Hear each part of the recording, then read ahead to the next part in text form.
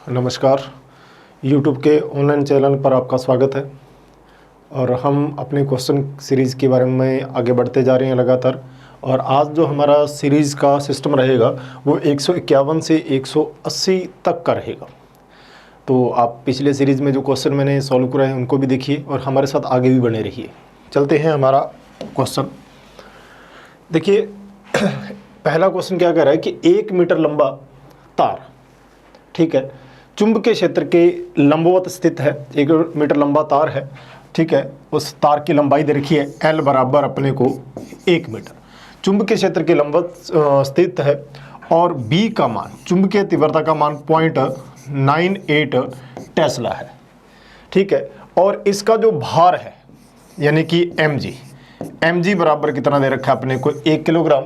तो इसमें प्रवाहित धारा का मान क्या होगा? तो अपने को इसमें प्रवाहित धारा का मान चाहिए।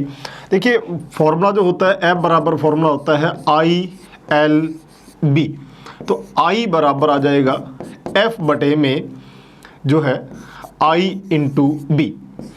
I बराबर, अच्छा F भार के बराबर होता है 1 किलोग्राम जो है अपने को यहाँ mg का मान जो है किलोग्राम जो है इंटू m का मान जो दे रखा है वो अपने को 1 दे रखा है इंटू 9.8, ठीक है, मीटर।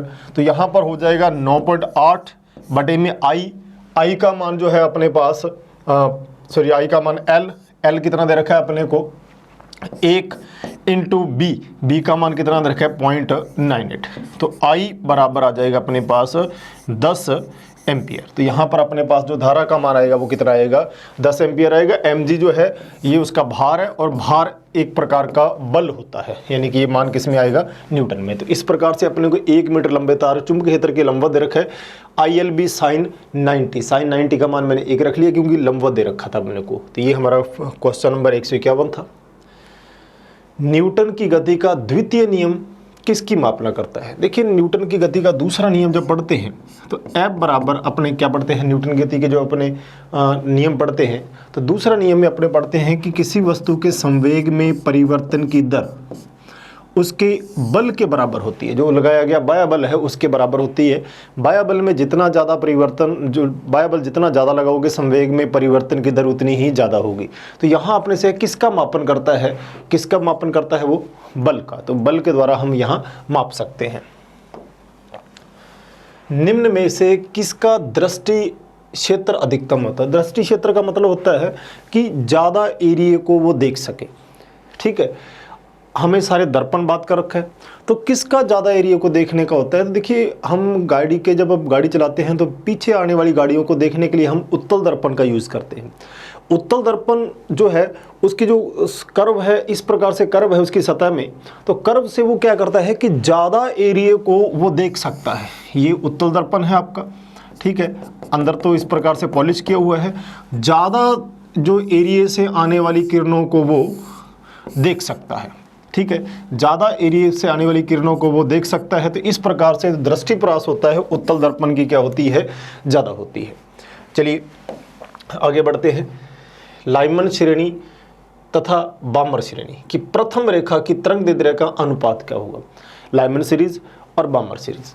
देखिए तरंगदैर्ध्य के लिए फॉर्मूला होता है 1/λ = r/z², 1 बटे में n1² माइनस 1 बटे में n2², ये होता है अपने पास, ठीक है। हाइड्रोजन है Z बराबर 1 मान लेते हैं। तो लाइमन के लिए बात करते हैं। लाइमन के लिए r Z का मान 1 मान लिया, 1 बटे में 1 का स्क्वायर माइनस 1 बटे में 2 का स्क्वायर, 1 बटे में लैम्डा किसके लिए, लाइमन का, r तो यहाँ क्या आएगा 1 माइनस यानी कि 3/4। तो लैम्डा लाइमन का मान आएगा 4 बटे में 3r। तो ये लाइमन का आ गया। दूसरी बात आता है बामर। बामर में जब कोई उच्च ऊर्जा स्तर से इलेक्ट्रॉन अपने दूसरे ऊर्जा स्तर में आता है, उच्च ऊर्जा स्तर से, तो वो अपने बामर सीरीज होता है, दृश्य प्रकाश का फोटोन उत्पन्न होता है। यदि उसका पूछा जाए तो 1/λ किसके लिए, बामर का, r इंटू 1 बटे में 2 का स्क्वायर माइनस 1 बटे में 3 का स्क्वायर। तो 1 बटे में बामर बराबर आ जाएगा r 1/4 माइनस 1/9 लैम्डा किसके लिए, बामर के लिए, r इंटू, अच्छा एलसीएम कितना है 36, यहाँ आएगा 9 माइनस 4, तो लैम्डा बामर के लिए आएगा 36/9 में से अपने 4 घटा दो तो 5r, ये 2 आ गए।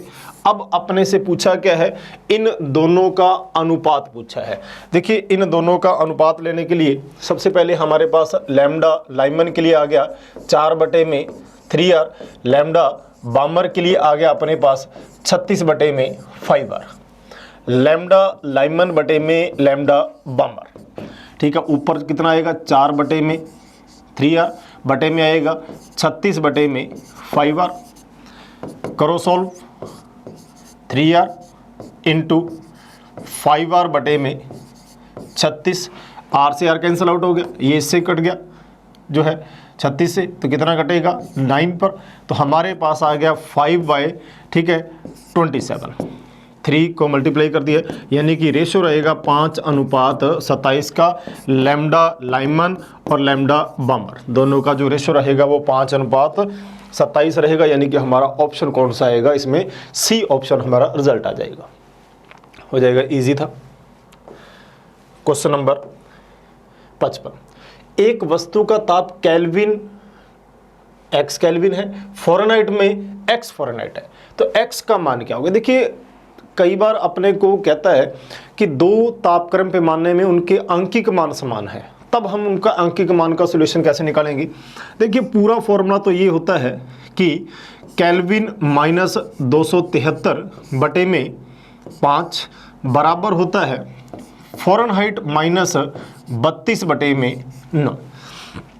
अब अपने से कहता है कि केल्विन और फ़ारेनहाइट दोनों का ही मान x है, आंकिक मान, तो इसको भी x माइनस 273/5 बराबर आएगा x माइनस 32/9, मल्टीप्लाई करते हैं 9x माइनस 273 को अपने क्या करेंगे 9 से गुणा करेंगे, तो अपने पास जो मान आ जाएगा, गुणा करते हैं 9 से 2457 बराबर कितना आएगा 5x माइनस, जब इससे गुणा करते हैं 32 को 5 से गुणा करेंगे तो 160, इधर ले आएंगे 4x बराबर 2457 माइनस 160, ठीक है।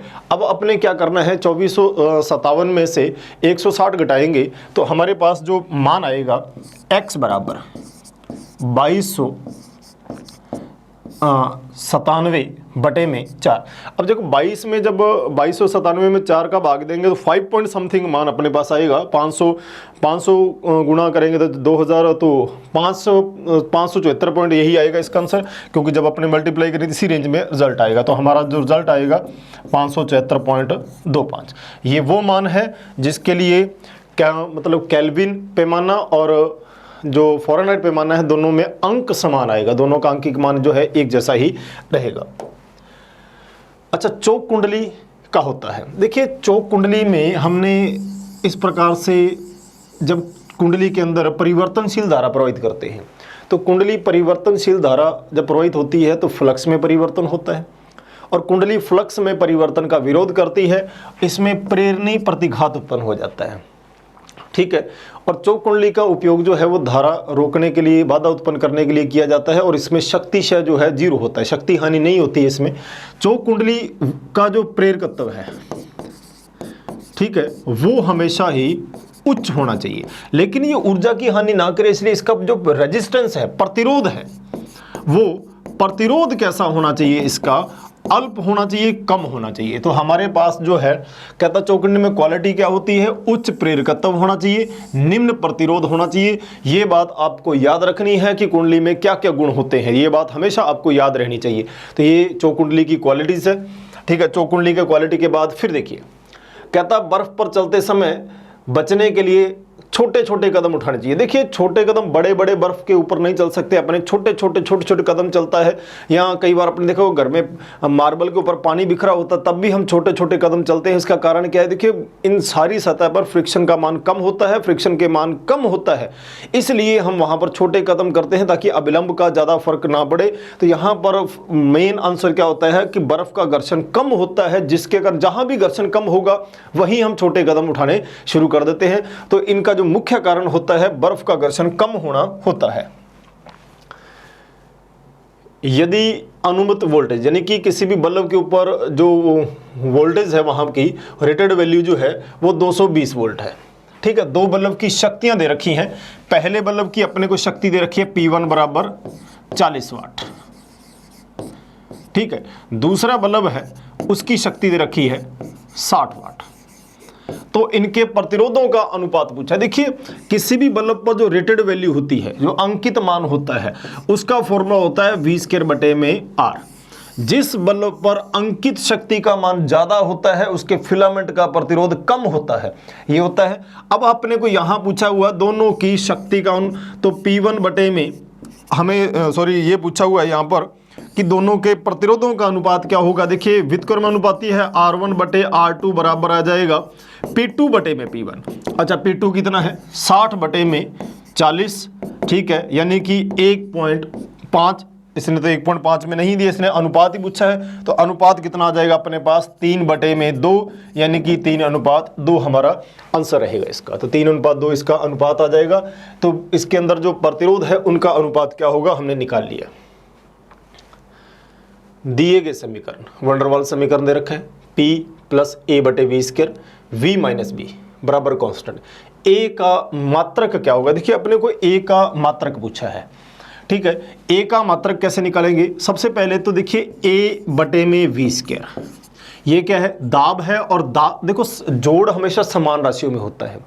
अगर ये दाब है तो फिर ये भी दाब होगा, यानी कि क्या चीज आएगा अपने पास? दाब आएगा। तो A बराबर क्या आएगा? दाब इंटू आयतन का वर्ग, A बराबर। अच्छा दाब है, दाब का जो अपने पास मात्रक होता है वो SI में लें तो Nm/m² होता है, इंटू आयतन का मात्रक क्या होता है? m³ का होल स्क्वायर। A बराबर Nm/m² इंटू ये आ जाएगा m⁻⁶ और ये कैंसिल आउट हो जाएगा। तो A बराबर आ जाएगा N/m⁴, ठीक है। यानी कि A का मात्रक आ गया N/m⁴। लेकिन यहां तो सारे के सारे CGS में पूछे हुए हैं, तो CGS में न्यूटन ना होकर क्या हो जाएगा अपने पास? Dine into cm⁴। तो हमारे पास जो आंसर आ जाएगा डाइन इंटू cm⁴ कितनी आ जाएगी? 4। तो हमारा जो रिजल्ट रहेगा वो बी ऑप्शन रहेगा, डाइन इंटू cm⁴। तो ये हमारे पास A का मात्रक पूछा था कि A का मात्रक क्या आएगा। तो हमने इस प्रकार से A का मात्रक प्राप्त कर लिया। प्रश्न नंबर 160 में क्या कर रखा है कि हमें निर्देशांक गतिशील कण के t समय पर निर्देशांक दे रखे हैं। एक तो x दे रखा है, x बराबर कितना दे रखा है? at², और एक y दे रखा है bt²। हमें पूछा है किसी क्षण पर उसकी चाल क्या होगी। देखिए सबसे पहले अपने एक काम करते हैं, x दिशा की चाल निकालते हैं। vx बराबर dx/dt। x दिशा की चाल क्या आएगी? इसका अपने अवकलन कर दिया 2at। इसी प्रकार y दिशा की चाल क्या आएगा? dy/dt। vy बराबर तो क्या आएगा? 2bt। अब x दिशा की चाल आ गई, y दिशा की चाल आ गई, दोनों दिशाओं की हमारे पास चाल आ गई है। अब क्या करें? अब हमें कहा है इसने कि यहां पर उसकी कुल चाल निकालो। तो कुल चाल v बराबर आएगा √vx² प्लस vy²। v बराबर √vx का मान कितना आएगा? 2at का होल स्क्वायर प्लस 2bt का होल स्क्वायर। v बराबर, अच्छा 2 और t तो कॉमन आ जाएंगे, जो अंदर बचेगा a² प्लस b²। ये हमारे पास पूरा मान आ जाएगा। देखिए ऑप्शन कौन सा आ रहा है इसका? ऑप्शन जो आ रहा है इसका वो डी ऑप्शन आ रहा है। 2t बाहर आ गया, रूट में a² प्लस b²। हमारा जो डी ऑप्शन यहां पर काम करेगा। तो ये हमारा क्वेश्चन नंबर 160 था। पृथ्वी पर वायुमंडल होने का कारण क्या है? देखिए पृथ्वी के चारों तरफ वायुमंडल क्यों होता है? ये पृथ्वी है, इसके चारों तरफ जो हवा है वो पृथ्वी से बंधी हुई है, क्योंकि पृथ्वी ने उसको अपनी ओर ग्रेविटी से खींच रखा है, ठीक है। और जब उसको खींचते हैं तो वायु पृथ्वी पर दबाव भी लगाती है, जिसे वायुमंडलीय दाब कहते हैं। तो यहाँ कहता है वायु क्यों है? अगर पृथ्वी की ग्रेविटी ना होती तो ये वायु चारों तरफ होती ना, छोड़ के चली जाती इसको। तो मेन कारण क्या है इसका, मेन रीजन क्या है इसका? ग्रेविटी है चारों तरफ, जो अपने वायुमंडल है उसका कारण ग्रेविटी रहेगा अपने। क्वेश्चन नंबर 162, 60 हर्ट्ज आवृत्ति के सरल आवर्त गति करने वाले कण का आयाम 0.01 मीटर है, इसका अधिकतम त्वरण क्या होगा? पहली बात तो हमें इसकी फ्रीक्वेंसी दे रखी है, आवृत्ति दे रखी है, कितनी है? 60 हर्ट्ज है। दूसरा अपने को आयाम एम्पलीट्यूड दे रखा है 0.01 मीटर दे रखा है, ठीक है। अपने को त्वरण पूछा है, त्वरण का फॉर्मूला होता है ए बराबर जो है ओमेगा स्क्वायर ए। तो ए बराबर ओमेगा, ये आपको त्वरण का फॉर्मूला पता होगा। ओमेगा को क्या लिखा जा सकता है? 2 पाई एन का whole square into a. A बराबर 4 pi square n square into a. A बराबर 4 पाई स्क्वायर, अच्छा एन स्क्वायर, एन अपने को फ्रीक्वेंसी दे रखी है 60 इंटू 60 इंटू ए का मान 0.01। देखिए बटे में 2 जीरो आएगी, पॉइंट हटाएंगे वो कट जाएगा यहाँ से। तो ए बराबर आएगा 4 पाई स्क्वायर इंटू 6 इंटू 6। तो ए बराबर क्या है? 36 को 4 से मल्टीप्लाइंग करेंगे तो 144 पाई स्क्वायर जो है हमारे पास मीटर पर सेकंड स्क्वायर का रिजल्ट आ जाएगा। तो हमारा जो ऑप्शन आएगा वो कौन सा आ जाएगा? ए की फॉर्मूला है ये वाला। ये अपने पास उसके त्वरण का फॉर्मूला होता है कि त्वरण का फॉर्मूला क्या आएगा। तो इस प्रकार से हम निकाल सकते हैं। वैसे तो त्वरण का फॉर्मूला जो होता है ए बराबर कितना होता है? माइनस ओमेगा स्क्वायर वाई होता है, माइनस की डायरेक्शन को शो करता है। लेकिन इसने अधिकतम त्वरण पूछा है। अधिकतम त्वरण तब आएगा जब जो उसका विस्थापन अधिकतम होगा। जब y बराबर विस्थापन a के बराबर आएगा तो त्वरण का मान भी अधिकतम आएगा, इसलिए मैंने यहां ओमेगा स्क्वायर a यूज किया है। पानी की सतह से 4 सेंटीमीटर अर्धव्यास की चपटी गोल प्लेट को खींचकर उठाने के लिए बल की आवश्यकता क्या होगी? देखिए पानी की सतह पर है, ठीक है, ये कोई प्लेट पड़ी हुई है, पानी की सतह पर है, ये सारा आपके पास पानी है। यहां अणु जो है इसके चिपके हुए होंगे। अब प्लेट को आप किधर उठा रहे हो? ऊपर की ओर, तो आपको बल लगाना पड़ेगा। फॉर्मूला होता है T बराबर बल बटे में वो लंबाई जहां तक प्रस्थानांक लग रहा है। तो कितनी लंबाई तक लग रहा है?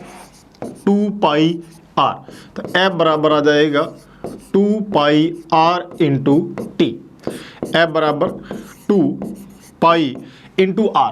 आर कितनी दे रखी है आपको? सेंटीमीटर में है, तो बल भी डाइन में आ रहा है। इंटू प्रस्थनांक, देखिए जल का प्रस्थनांक होता है 75, ठीक है, डाइन पर मीटर होता है, ठीक है, डाइन पर सेंटीमीटर होता है। तो ये 75 मान याद रखना।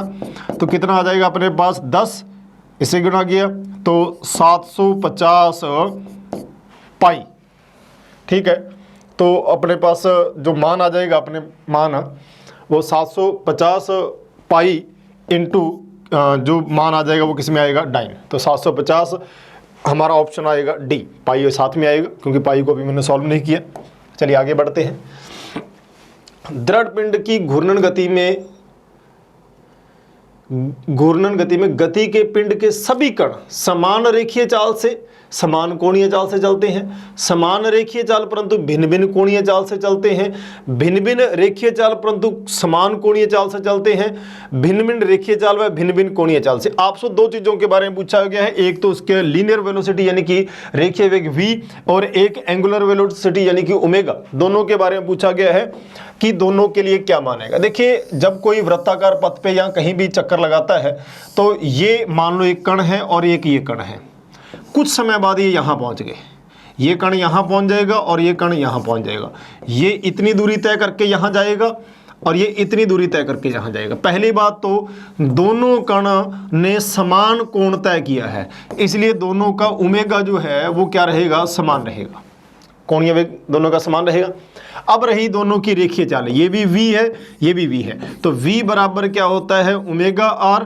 तो जिसकी आर ज़्यादा होगी उसका वेग भी ज़्यादा होगा। तो जैसे जैसे इस मूल बिंदु से दूर जाएंगे वैसे वैसे इसका वेग भी बढ़ता जाएगा, इसलिए इनका वेग तो भिन्न भिन्न होगा लेकिन कोणीय चाल सबकी समान होगी घूर्णी गति में। तो हमारा ऑप्शन कौन सा रहेगा? सी।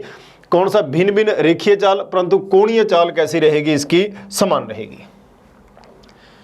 लीजिए बहुत ही आसान सी बात पूछिए, चुंबकीय आघूर्ण का मात्रक क्या होता है? देखिए चुंबकीय आघूर्ण m से लिखा जाता है, एक ध्रुव इंटू दोनों ध्रुवों के बीच की दूरी, ठीक है, m। अच्छा, ध्रुव सामर्थ्य का जो मात्रक होता है वो होता है एम्पियर गुणा में मीटर, इंटू दोनों के बीच की दूरी कितनी आएगी? मीटर। तो चुंबकीय आघूर्ण का जो मात्रक आएगा वो एम्पियर गुणा में मीटर स्क्वायर आ जाता है। तो इसका जो मात्रक है एम्पियर गुणा में मीटर स्क्वायर, यानी कि डी ऑप्शन हमारे पास ऑप्शन रहेगा। ये सीधा सीधा फॉर्मूला था, आपको ये फॉर्मूला मात्रक तो याद होना ही चाहिए आदमी को, ठीक है। मात्रक और विमा वाले चैप्टर से क्वेश्चन पक्का आता ही है। एन प्रकार के अर्धचालक के लिए कौन सा कथन सत्य है? आपने को इन चारों कथन में से सही कथन ढूंढना है। चालन बैंड के तली के ठीक नीचे दाता का ऊर्जा स्तर उपस्थित रहता है, बिल्कुल है। जो अपने कंडक्शन बैंड होता है, चालन बैंड होता है, और यहाँ अपने पास स्योजी बैंड यानी कि वैलेंस बैंड होता है, ठीक है। तो दाता प्रकार की अशुद्धि जो है पी टाइप सेमीकंडक्टर, पंच संयोजी तत्व मिलाते हैं, वो कंडक्शन बैंड के जो है वो ठीक नीचे होती है, ये सही बात है। चालन बैंड के ठीक ऊपर दाता स्तर होता है, बिल्कुल नहीं। वर्जित अंतराल के ठीक मध्य में दाता नहीं, ठीक है। तो हमारा जो सही ऑप्शन यही है कि आपका जो दाता प्रकार की अशुद्धि का जो ऊर्जा स्तर है वो कंडक्शन बैंड चालन बैंड के ठीक नीचे होता है, ये वाला। एक कण नियत कोणीय वेग से वृत्तीय पथ पर गति कर रहा है, नियत कोणीय वेग, ओमेगा कांस्टेंट है, ठीक है। अभी मैंने बताया था जब ओमेगा कांस्टेंट है, ओमेगा तो क्या रहेगा? नियत रहेगा। नियत कोणीय वेग से है तो गति कर रहा है कोई कण, एक ही कण के बारे में बात कर रहा है, ठीक है। तो एक कण जो है वो नियत कोणीय वेग से गति कर रहा है, तो यहाँ उसका वेग कितना है? v है। यहाँ भी उसका वेग कितना है? v है। यहाँ भी उसका वेग कितना है? v है। यहाँ भी उसका वेग कितना है? v है। यानी कि यहाँ परिमाण नहीं बदल रहा है, वेग का परिमाण नहीं बदल रहा है, लेकिन वेग की दिशा बदल रही है। इसका मतलब वे राशियां जो परिमाण पे निर्भर करती हैं वो तो कांस्टेंट रहेंगी, और वे राशियां जो दिशा पे निर्भर करती हैं वो बदलेंगी। क्योंकि यहाँ अगर ये वेग 5 मीटर पर सेकंड है तो ये 5 मीटर पर सेकंड ये लगातार, लेकिन इसके अंदर उसका दिशा बदल रही है। सबसे पहले इसकी ऊर्जा संरक्षित रहेगी, देखिए ऊर्जा बिल्कुल संरक्षित रहेगी, सही बात है। संवेग संरक्षित रहेगा? नहीं रहेगा, क्योंकि संवेग जो है सदिश राशि होती है, दिशा भी डिपेंड करती है। ऊर्जा व संवेग दोनों संरक्षित रहेंगे? नहीं, ऊर्जा ही संरक्षित रहेगी। तो इसमें क्या चीज संरक्षित रहेगा? ऊर्जा, जो अदिश राशि है। किसी जल कुंड में बांध की मोटाई पैंदे पर ज्यादा होती है। देखिए दीवारें जो होती है ना बांध की, वो ऐसी होती है, नीचे से चौड़ी होती जाती है। क्यों? क्योंकि जैसे जैसे गहराई बढ़ती जाएगी, ठीक है, HDG गहराई बढ़ने पर दाब का मान बढ़ता जाएगा, इसलिए बांध के ऊपर इतना दाब नहीं होगा, ठीक है। मान लो ये बांध की दीवार आ गई और यहाँ पानी भरा हुआ है आपका, तो जैसे जैसे गहराई बढ़ती जाएगी वैसे वैसे प्रेशर बढ़ता जाएगा, इसलिए बांध की दीवारें नीचे से चौड़ी रखी जाती हैं। तो गहराई के साथ जल की मात्रा बढ़ती है, घनत्व बढ़ता है, गहराई के साथ दाब बढ़ता है, ताप बढ़ता है। तो क्या बढ़ता है? गहराई के साथ दाब बढ़ता है, जिसके कारण यहाँ पर दीवारें नीचे से मोटी रखी जाती है। निम्नलिखित में कौन सा समुच्चय ऊष्मागतिकी निकाय की अवस्था को निर्धारित नहीं करता? देखिए अवस्था को निर्धारित करने के लिए हम जानते हैं पीवी बराबर फॉर्मूला होता है म्यू आर टी, ठीक है। सबसे पहले अपने बात करते हैं समदाबी। समदाबी में V प्रोपोर्शनल टू क्या हो जाएगा? T। उसके बाद हम बात करते हैं समआयतनिक में, तो P समानुपाती T हो जाएगा। उसके बाद हम बात करते हैं समतापी में, P प्रोपोर्शनल टू 1/T होता है, 1/V हो जाता है, ठीक है। तो ये सारी यानी कि इसमें दो चाहिए। तो कहता है पहला निर्धारण करेगा, दूसरा भी निर्धारण करेगा, ताप दाब भी करेगा। कोई भी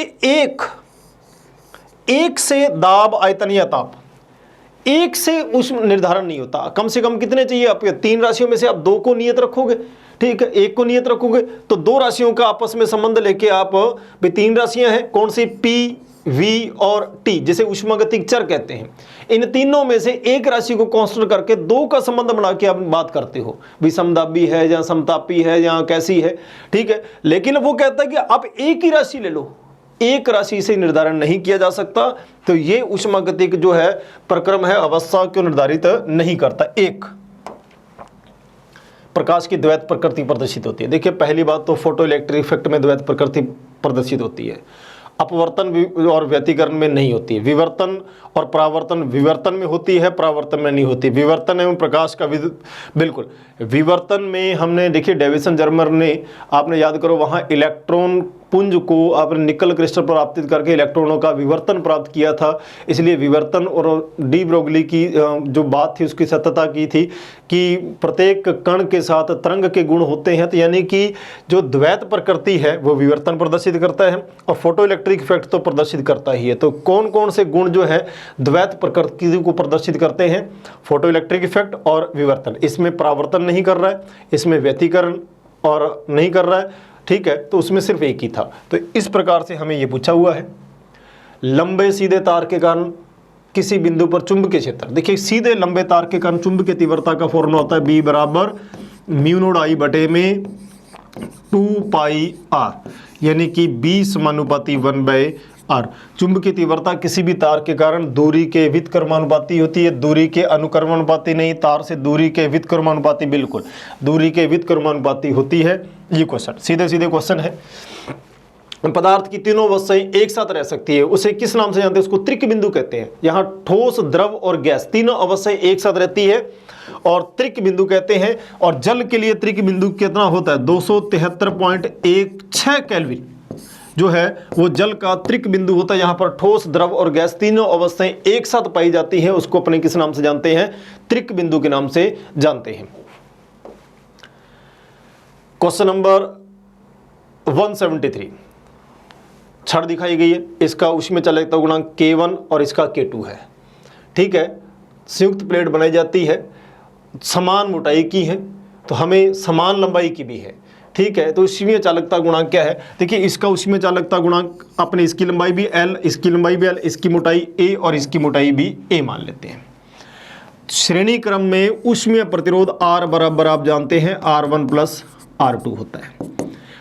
इसको लिखा जा सकता है L1 बटे में K1A प्लस L2 बटे में K2A, इसलिए कुल लंबाई क्या आएगी?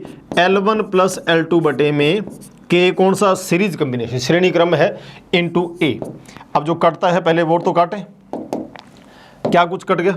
एक तो A से A कट गया, ठीक है। नंबर 2 बात, हमने जो बात कर रहे हैं इसकी लंबाई की, कहता L1 बराबर L2 बराबर कितना मान लेते हैं? L। तो यहाँ कितना आ जाएगा? देखिए 2L बटे में K सीरीज बराबर L बटे में K1 प्लस L बटे में K2।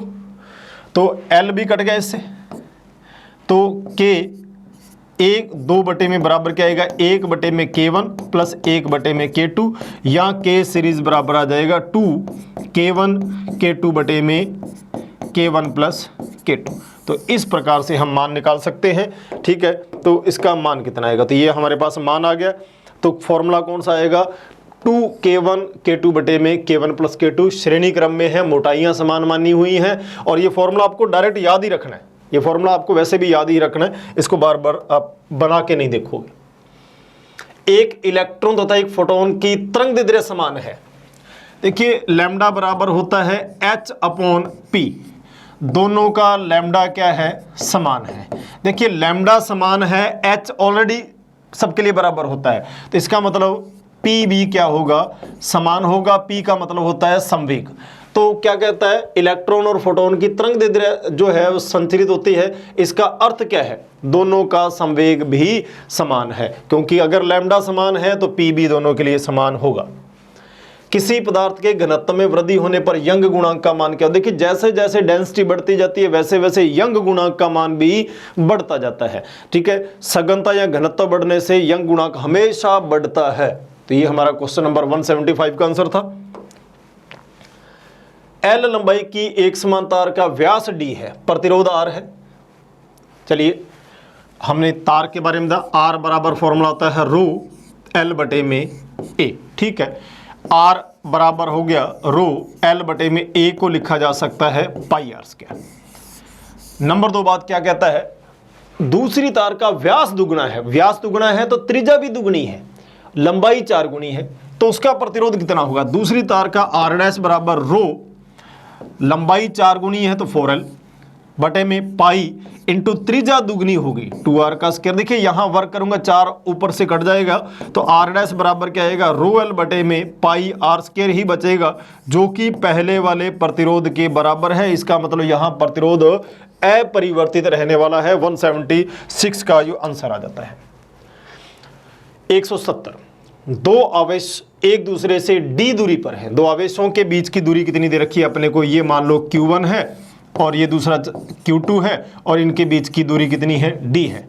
दोनों के मध्य में d/2 मोटाई की तांबे की प्लेट, देखिए सुचालक धातु है, ठीक है, जिसका एप्सिलॉन r बराबर कितना होता है, अनंत होता है, रख दिया गया है। बल क्या होगा, देखिए बल का मान F बराबर फॉर्मूला होता है K Q1 Q2 बटे में R माइनस T, ठीक है, प्लस जो है R जो है रूट एप्सिलॉन r का होल स्क्वायर, यही फॉर्मूला होता है अपने पास, ठीक है। जब एप्सिलॉन r का मान मैं अनंत रखूंगा तो ये सारा मान ही अनंत आ जाएगा, और जब सारा मान आ जाएगा तो 1 बटे अनंत बल का मान कितना हो जाएगा, 0। इसलिए दो आवेशों के बीच में जब भी कोई सुचालक धातु की प्लेट रखी जाती है तो उनके बीच लगने वाले बल का मान हमेशा 0 हो जाता है।